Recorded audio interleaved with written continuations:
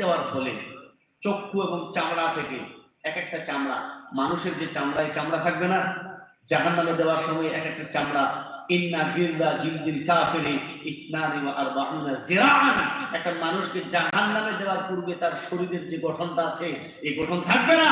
তার গঠন থাকবে কিরকম? এই যে চামড়া, আমাদের চামড়া আছে, আমরা হাত দিয়ে ধরতে পারি, পাই না ভাই? একজন জাহান্নামীকে জাহান্নামে দেওয়ার পূর্বে তার শরীরের গঠন বর্ণনা করতে গিয়ে রাসূলুল্লাহ সাল্লাল্লাহু আলাইহি ওয়াসাল্লাম বলছেন, তাকে যখন জাহান্নামে দেওয়া হবে তার শরীরের চামড়াটা হবে 42 হাত মোটা। কত হবে? 42 হাত মোটা।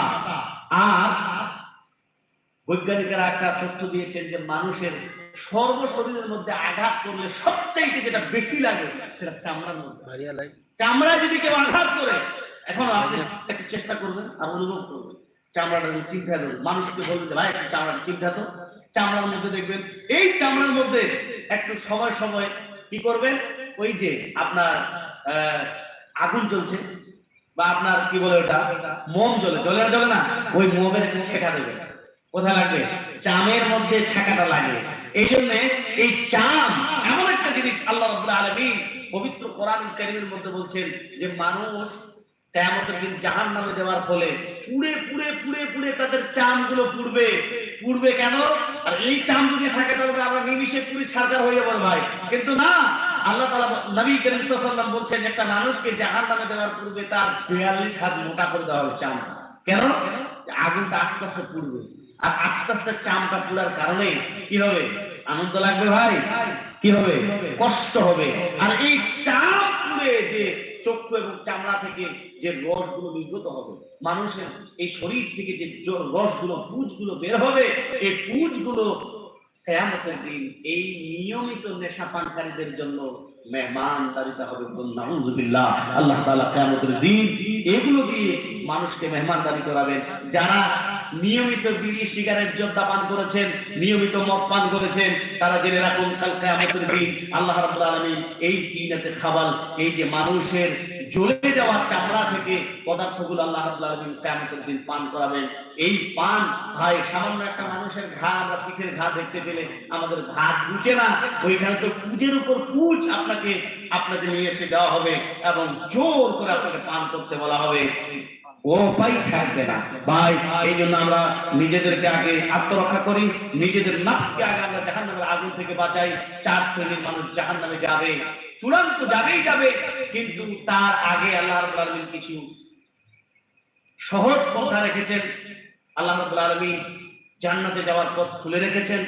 আমাদেরকে আল্লাহ রাব্বুল আলামিন বিবেক দিয়েছেন, আমরা বিবেক দিয়ে বোঝার চেষ্টা করি, আমরা চেষ্টা করি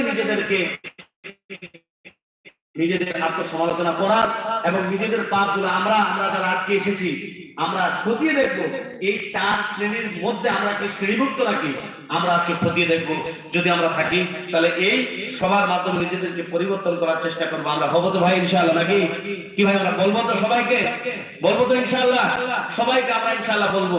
এখানে কেউ যদি বিড়ি পান করে থাকেন, কেউ যদি জর্দা সিগারেট পান করে থাকেন, নিয়মিত কোনো আপনাদের নেশাদার দ্রব্য পান করে থাকেন, তাহলে আজ থেকে আপনারা ইরাদা করে নেন জীবনে আর পান করার চেষ্টা করবেন না।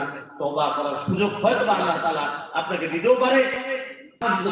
আল্লাহ তাআলার কাছে দোয়া করি, মাওলা করিম আয় আল্লাহ আমাদেরকে সহজভাবে দিনকে বোঝার তৌফিক দান করুন।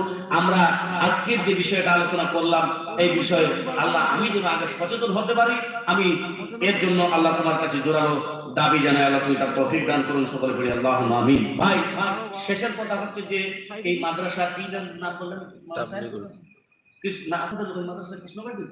কৃষ্ণবাটির মাদ্রাসার জন্য এলানের জন্য এসেছেন এনারা। আমাকে বলেছিলেন যে ওনাদের মাদ্রাসার আলহামদুলিল্লাহ পরিকাঠামোটা আগের থেকে অনেক রদবদল হয়েছে আলহামদুলিল্লাহ।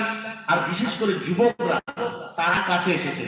এই জন্য আপনাদেরকে আমি বলবো শুধু আজকেই নয়, আপনারা সহযোগিতা করার চেষ্টা করবেন।